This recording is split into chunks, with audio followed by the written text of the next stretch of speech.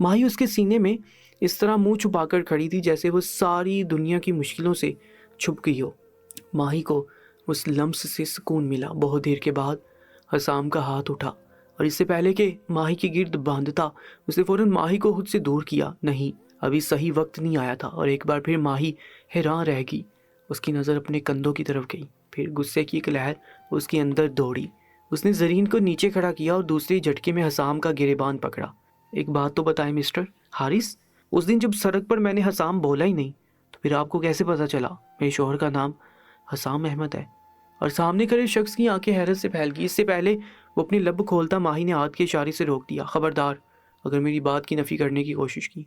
उस दिन मैं गम में थी, आज नहीं हूँ। अगर आप सानिया के सामने अनजान बन रहे थे तो फिर अब क्या मसला है? जानते हैं 3 साल कितना रोई और तड़पी हूँ मैं। एक एक दिन 100 मौत मरी हूँ। कुछ नहीं जानते आप। देखें इस नन्ही सी जान को, बेटी है ये आपकी। वो रोती हुई चीख पड़ी और हसाम को लगा वो सांस नहीं ले पाएगा। उसकी आंखों में नमी उतरी। उसकी नज़र उस नन्ही सी जान पर गई जो केक खा रही थी। उस दिन आप तो चले गए मगर मैं जिंदा मर गई। उसी दिन मुझे पता चला कि मैं अकेली नहीं हूँ, मेरे वजूद में आपका अक्स पल रहा है। अगर जाना ही था तो मुझे एतमाद में ले सकते थे, मगर नहीं, आप तो मुझे जिंदा मार कर गए। इस हालत में एक बीवी को सबसे ज़्यादा अपने शौहर की ज़रूरत होती है, मगर आप कहीं नहीं थे। मेरी बच्ची आपकी तस्वीरों से बातें करती है और उनको सीने से लगाकर अपने बाप को पुकारती है। ये देखकर मेरा कलेजा फटता है। आप जानते थे ना मैं आपके बिना नहीं रह सकती, फिर क्यों किया ये सब? आखिर में उसकी हिचकियां बंद की। उसने बहुत मुश्किल से अपने आंसू काबू किए और एक नज़र अपनी बेटी को देखा जो उसे ही देख रही थी। माही ने लंबी सांस ली। लिफ्ट की लाइट्स चल पड़ी और लिफ्ट दोबारा नीचे की जानिब चलने लगी। माही ने दोबारा हसाम की तरफ देखा जो पत्थर बन गया था। हाँ, उसके लिए सच प्रोसेस करना बहुत मुश्किल था। सिर्फ 2 दिन है आपके पास, मुझे सच जानना है। कहाँ थे इतने अरसे से और क्यों किया ये सब? मैं जानती हूँ आप ही अहमद हैं, सिर्फ 48 घंटे, वरना इसके बाद मैं अपनी जान ले लूँगी। फिर आप हम दोनों को सारी ज़िंदगी नहीं देख पाएंगे। इतना कहते साथ वो जरीन को उठाती हुई लिफ्ट से बाहर निकल गई और पीछे सामने लिफ्ट की दीवार पर हाथ रखकर खुद को गिरने से बचाया। उसकी आंखों में आंसू बहने लगे। वो बहुत मुश्किल से लिफ्ट से निकला। तब तक माही की गाड़ी बिल्डिंग से बाहर निकल चुकी थी। उसकी आंखों के सामने पिछले 3 साल किसी फिल्म की तरह चलने लगे। हसाम को पीछे से ऑर्डर्स मिले थे, उसे मंजर आम से गायब होना था और तुर्की में एक्टिव होना था। वहाँ हज़ारों लड़कियों की ज़िंदगी बचाने का सवाल था। वो स्पेशल फोर्स में था, इसलिए उसे स्पेशल ऑर्डर्स मिले थे और इसके लिए उसे हमेशा के लिए अपनी मौत दुनिया को दिखानी थी, क्योंकि इस मिशन में कुछ भी हो सकता था। वो मर भी सकता था, इसलिए वो अपने घर वालों को कोई उम्मीद नहीं देकर जा सकता था। वो बहुत ज़्यादा परेशान रहने लगा था। वो कैसे अपनी माँ को छोड़कर जा सकता था? 2 हफ्ते इसी टेंशन में गुजर गए। इतने में उसके खिलाफ साजिश की गई, इसलिए वो खुद ही अपनी नकली मौत को प्लांट कर लिया। वो लाश किसी कैदी की थी, बस उसका कद हसाम के कद काठ के बराबर था। हसाम ने अपनी घड़ी के जैसी बड़ी दूसरी घड़ी खरीदी और उस लाश के हाथ पर बांध दी। वो जानता था माहा तो घड़ी देखकर यकीन कर लेगी, क्योंकि ये घड़ी माही ने उसे गिफ्ट की थी और बाकी लोगों का यकीन करने के लिए डीएनए टेस्ट काफ़ी था। वो जानता था माहा की हालत बहुत बुरी होगी, वो ये सदमा बर्दाश्त नहीं कर पाएगी, मगर उसे जाना था। वो अस्पताल के कॉरिडोर में खड़ा था जब उसने माहा को रोते बिलखते देखा। वो बहुत बेबस था, वो चाहकर भी उसके करीब नहीं जा सकता था। सामने लाश पड़ी थी, फर्श पर वो बैठी रो रही थी और उसके बिल्कुल सामने कुछ फासले पर वो काला साया बना उसे तकलीफ में देख रहा था। वो बेहोश हो गई। हसाम को लगा किसी ने उसका दिल मुट्ठी में दबोच दिया हो। उसे 1 घंटे के बाद पाकिस्तान से निकलना था। वो आखिरी नज़र उस पर डालता हुआ चला गया। तुर्की में जाकर उसने अपनी पहचान बदल दी। उसका पाकिस्तान से हर किस्म का राब्ता ख़त्म हो गया। वो सिर्फ अपनी फोर्स वालों से राब्ता करता। वो बिल्कुल नहीं जानता था उसकी बीवी कहाँ थी, किस साल में थी। वो बहुत बेसुकून रहने लगा। उसका दिमाग हर वक्त पीछे अपनी बीवी में अटका रहता। उसकी आंखों के सामने उनकी आखिरी मुलाकात घूमती, किस तरह वो कैबिन में बैठे रोती हुई उसे रोक रही थी और वो पत्थर दिल बना उसे छोड़कर चला गया। उसे पूरे 3 साल लगे इस सारे रैकेट को जड़ से ख़त्म करने में। इस 3 साल के अरसे में उसने हज़ारों लड़कियों की ज़िंदगी और इज्जत बचाई।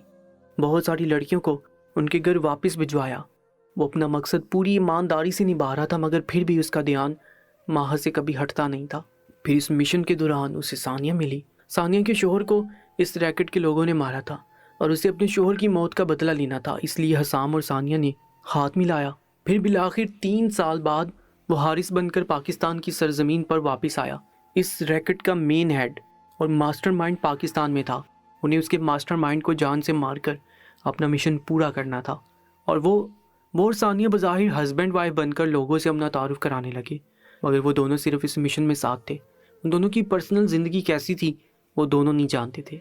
एक दिन वो इस रैकेट का पीछा करते मॉल तक पहुंचे। मॉल से वापसी पर आते हुए अचानक उनकी गाड़ी ख़राब होगी। हसाम फ़ोन सुनने कुछ दूर चला गया। जब वो वापस आया तो उसने अपनी आंखों के सामने अपनी माँ को खड़ी देखा। कुछ पल तो वो हिल नहीं पाया। 3 साल बाद वो दोबारा उसके सामने खड़ी थी। उसे यकीन नहीं था वो दोबारा अपनी माँ को देख भी सकेगा। कुछ पल वो वहीं खड़ा उसे देखकर अपनी आंखों की प्यास बुझाता रहा। उसने महसूस किया कि माँ चौंक गई थी। वो फौरन चल पड़ा। वो कदम कदम चलता अपनी बीवी की तरफ आ रहा था और वह हैरत के समंदर में वो गोताजन उसे जिंदा देख रही थी। सानिया को कोई फ़ोन आया। वो सुनने के लिए कुछ फासले पर चली गई और माही उसके सीने से आ लगी। हसाम को 3 साल बाद सुकून मिला। उसे अपने जिस्म में ठंडक उतरती महसूस हुई। उसका दिल चाहा वो माह को अपने सीने में ज़ोर से भींच ले, मगर उसकी नज़र सानिया पर पड़ी जो उन दोनों को देख रही थी। हसाम होश की दुनिया में लौटा और माह को खुद से दूर किया। वो नहीं चाहता था कि सानिया को पता चले माह उसकी बीवी है। वो अनजान बन गया। फिर उसने जानबूझकर माही के किरदार पर उल्टी सीधी बात कह दी अपना शक दूर करने के लिए। उसे उम्मीद नहीं थी माही उसे थप्पड़ मार देगी। कुछ पल तो वो हैरान रह गया, मगर थप्पड़ खाने के बाद उसका दिल अंदर से सरशार हो गया। हाँ, वो ये थप्पड़ डिज़र्व करता था। उसके लिए बहुत मुश्किल था माही को खुद से दूर करना, इसलिए उसे क्लू दे गया। जब सानिया ने उसे धक्का दिया तो उसे बहुत गुस्सा आया। हसाम का बस न चला वो सानिया के हाथ तोड़ देता जिन हाथों से उसने माह को तकलीफ़ दी थी। वो वाज़े देख सकता था कि माह कितनी बेयकीन थी। वो पुलिस वाला था, इसलिए वो अपनी आंखों का हर तासुर काबू कर सकता था, इसलिए उसने अपनी आंखें बेतासुर रखी। ये वो ट्रेनिंग में सीख चुका था। उसके लिए बहुत मुश्किल था माह को रोते हुए छोड़कर जाना, मगर अभी उसका मिशन पूरा नहीं हुआ था। अगर वो माह के करीब जाता तो उसकी जान को भी खतरा हो सकता था, जो बिल्कुल नहीं चाहता था। वो माह को इस तरह सड़क पर रोता छोड़ तो आया था, मगर खुद सारा रास्ता बेचैन रहा। उसे माह का हर आंसू अपने दिल पर गिरता महसूस हो रहा था। सबसे अहम बात जिससे वो खुश हुआ था, वो 3 सालों बाद उसे इस होलिये में भी पहचान गई थी, जिसके बाद उसे माह अगले दिन लिफ्ट में दाखिल होती नजर आई। वो काफ़ी जल्दी में लग रही थी। इससे पहले लिफ्ट बंद होती है, सामने हाथ बढ़ाकर लिफ्ट को बंद होने से रोका। वो अपने ध्यान अंदर दाखिल हुई, मगर जैसे ही उसने चेहरा उठाकर देखा, हसाम ने अपना रुख मोबाइल की तरफ मोड़ लिया। बज़ाहिर उसका ध्यान मोबाइल की तरफ था, मगर कुन अखियों से बार बार वो माह को ही देख रहा था। वो उसे हैरानी से देख रही थी। सानिया ने यहाँ फ्लैट ढूंढ लिया था, मगर वो यहाँ नहीं रहना चाहता था। क्या वो जानता नहीं था अपने अहमद को किसी और के साथ देख उसे कितनी तकलीफ़ होगी? उसे सानिया पर बहुत गुस्सा आया। उसने मिशन के लिए उसी बिल्डिंग में फ़्लैट क्यों ढूंढा? माह लिफ्ट से निकलने से पहले एक एक लफ्ज़ उसके सीने में खंजर की तरह मार कर गई थी। वो जानता था उसने कल उसे बहुत ज़्यादा तकलीफ़ दी है, इसलिए वो इस तरह टूटी बिखरी अपनी भड़ास निकाल रही है। उसे बिल्कुल भी अच्छा न लगा। वो अपने बारे में किस तरह की बातें कर रही थी।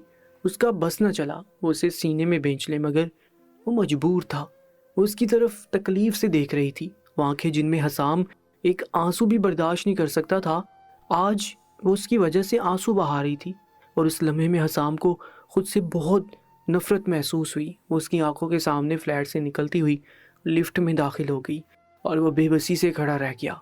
फिर कुछ घंटे बाद हसाम अपना काम करके वापस आया तो वो दोबारा बिल्डिंग में आई। हसाम ने उसे बिल्डिंग में दाखिल होते देखा तो उसके पीछे लिफ्ट में चला गया। उसकी बाहों में एक बच्ची थी और उसके सीने से लगी सो रही थी। हसाम समझ ना सका वो बच्ची कौन थी और माह के पास क्यों थी। कहीं उसकी माह ने दूसरी शादी तो नहीं कर ली? मगर नहीं, वो जानता था माह ऐसा कभी नहीं करेगी। तो फिर वो बच्ची किसकी थी? वो इस सवाल में अटक गया। माह कुछ परेशान और उलझी हुई लग रही थी। वो ख्यालों में इतनी खोई थी कि ये भी महसूस ना कर सकी कि वो उसके पास खड़ा था। लिफ्ट खोलने की आवाज़ से वो अपनी सोचों से बाहर आई और बिना उसकी तरफ देखे लिफ्ट से बाहर निकल गई। जब तक वो फ्लैट में चली नहीं गई, हसाम लिफ्ट के अंदर ही खड़ा रहा। उसके जाने के बाद वो बाहर निकला। 2 दिन बाद सानिया इन्फॉर्मेशन लेकर वापस आई, मगर न जाने उसे इस बात का गुस्सा था जो वो हसाम से लड़ना शुरू होगी। वो दोनों जान गए थे इस रैकेट के पीछे मास्टरमाइंड एक लड़की है और सानिया उसे मारने के लिए बेचैन थी। आखिर तुम कुछ करते क्यों नहीं हो? वो अब तक आज़ाद क्यों घूम रही है? हम कब मारेंगे उसे? वो गुस्से से फट पड़ी। हर काम का एक वक्त होता है, उसकी मौत का भी एक वक्त है, और मुझ पर इस तरह रोब ना झाड़ा करो। ये मत भूलो कि हम दोनों अपनी ज़िंदगी में क्या करते हैं उसके लिए आज़ाद हैं। इस बात ने तो सानिया के गुस्से को हवा दे दी और हसाम को ज़बरदस्ती माही के फ्लैट तक लाई और वहाँ झगड़ा शुरू कर दिया। हसाम ने सोचा भी नहीं था सानिया इस तस्वीर को तोड़ देगी। वो जानता था माही को वो तस्वीर सबसे ज़्यादा पसंद है। माही गुस्से से चीख पड़ी और हसाम का दिल तकलीफ से बढ़ गया। उसका बस न चला वो सानिया का गला दबा देता। अचानक माही का हाथ कट गया और हसाम को लगा वो शीशा माही के हाथ पर नहीं उसके दिल में खुप गया हो। वो गुस्से और नफरत से उन दोनों की तरफ देख रही थी। उनका दिल चाहा वो आगे बढ़े और माही का हाथ अपने हाथों में लेकर उसे अपने सीने से लगा ले। मालूम नहीं कहाँ से वो बच्ची आ गई।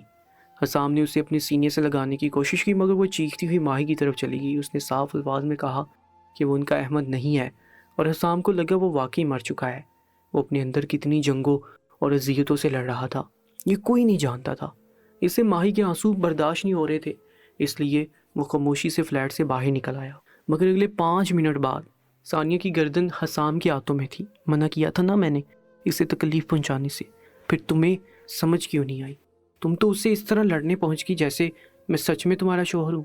हसाम ने अपनी गंद की नाली उसके माथे के बीचों बीच रखी। तुम्हारी हिम्मत कैसे हुई उसके सामने मुझ पर अपना कोई हक जताने की? वो इतनी ऊंची आवाज़ में गरजा के सानिया को अपनी जान निकलती हुई महसूस हुई। उसे रो रो कर हसाम से माफ़ी मांगी, पता नहीं किस किस के वास्ते दिए, तब जाकर हसाम ने उसे छोड़ा। खबरदार, अगर आज के बाद तुमने उससे एक लफ्ज़ भी कहा तुम्हारी जान निकाल दूंगा। इसके बाद सानिया ने खामोश रहने को ही अपनी बेहतरी समझा, और आज वो दोबारा माहा के रूबरू आया था। उसने जानबूझकर सानिया का मोबाइल फ्लैट के अंदर छोड़ दिया। वो जानता था ये लड़की अपने मोबाइल के बगैर नहीं रहती। वो फ़ौरन अपना मोबाइल लेने के लिए वापस आएगी। उसने माही को उस बच्ची के साथ फ्लैट से निकलते देखा। वो दोनों बिल्कुल परियां लग रही थी। शाम को बेसाख्ता उन दोनों पर दिल खोल कर प्यार आया। उसके प्लान के हिसाब से सानिया लिफ्ट से बाहर निकल गई, मगर अचानक लिफ्ट रुक गई। ये बेसाख्ता हुआ था। उसे उम्मीद नहीं थी माही उसके गले लग जाएगी। इससे पहले वो अपना हसार बांधता उसे महसूस हुआ कि हो सकता है लिफ्ट के अंदर कोई कैमरा लगा हो, इसलिए उसने माही को खुद से दूर कर दिया। और फिर वो हुआ जो उसने कभी सोचा ना था। साम अहमद की सारी हस्ती मिट गई। वो बच्ची किसी और नहीं उसकी अपनी थी। उसने एक बार भी नहीं सोचा वो बच्ची हसाम की अपनी भी हो सकती।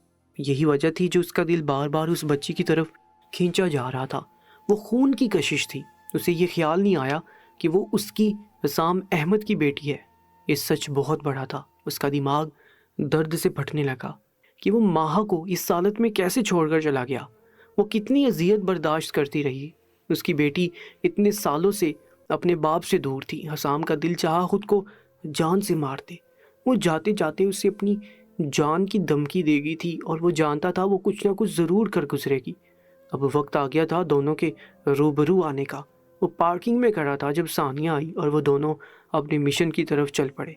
आधी रात के बाद हसाम अपनी उस नकली फ्लैट से बाहर निकला और अपने असली फ्लैट के सामने जाकर खड़ा हो गया।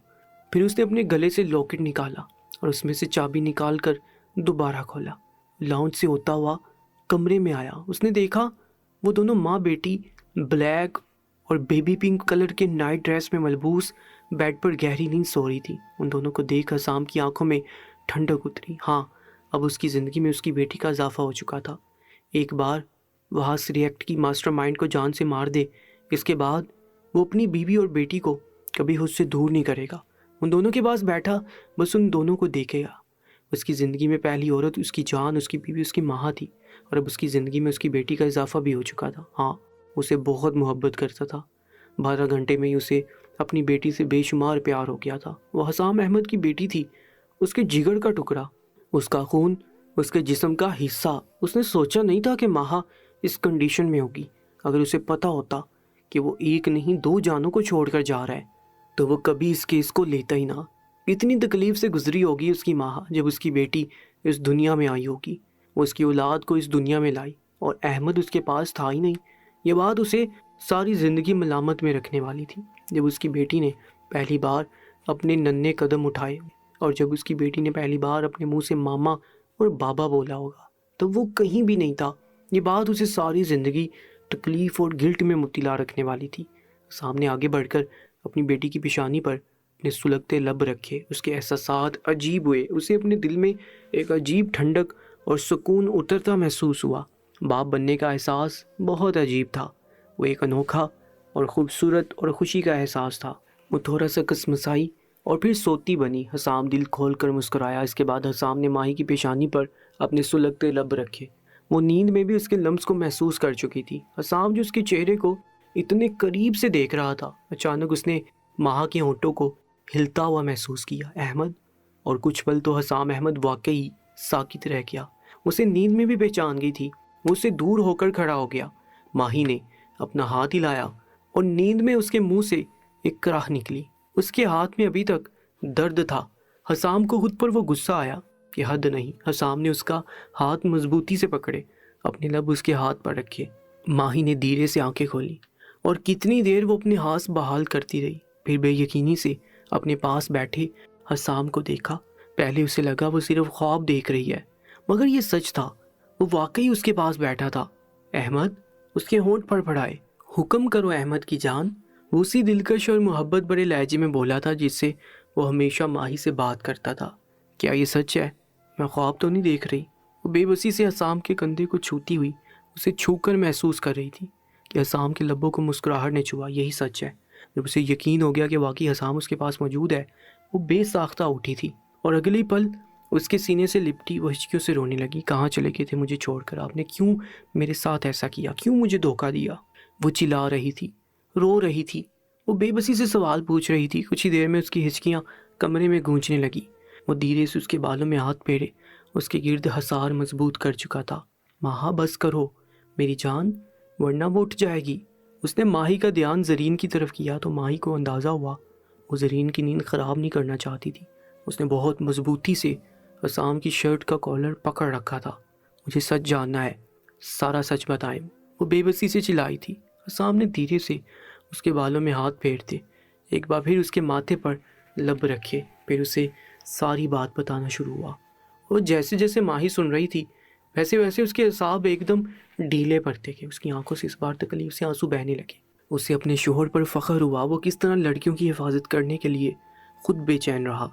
I am sorry for everything मेरी जान, वो बेबसी से कह रहा था। उसकी आंखों से आंसू निकल रहे थे।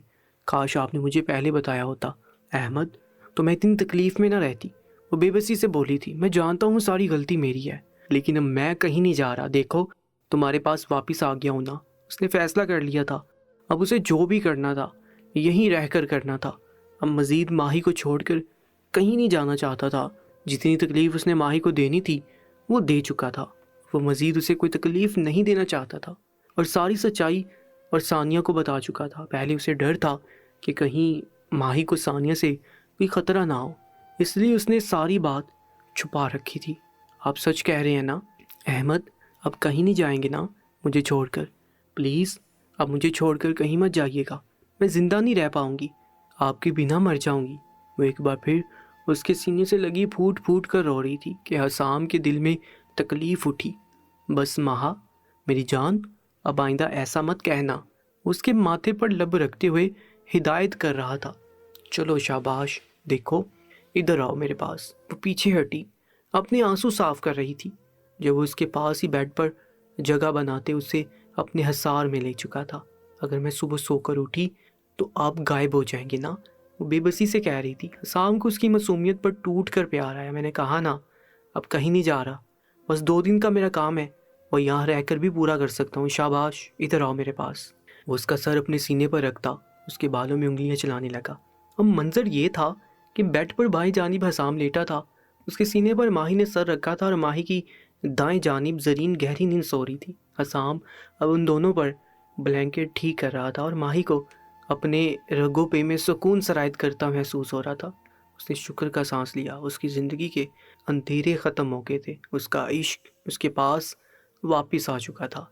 ये इश्क की कैदी थी जो वापस उस कैदी को उसके पास ले आई थी। माही ने मजबूती से अभी तक हसाम की शर्ट का कॉलर पकड़ रखा था और इसी तरह वो सो गई। शायद उसे डर था कि कहीं उसके सोने के बाद हसाम कहीं चला ना जाए। हसाम उसके इस कदर बचपने पर मुस्कुरा दिया। एक बार फिर उसके माथे पर लब रखे और ख़ुद भी वो आंखें बंद कर गया।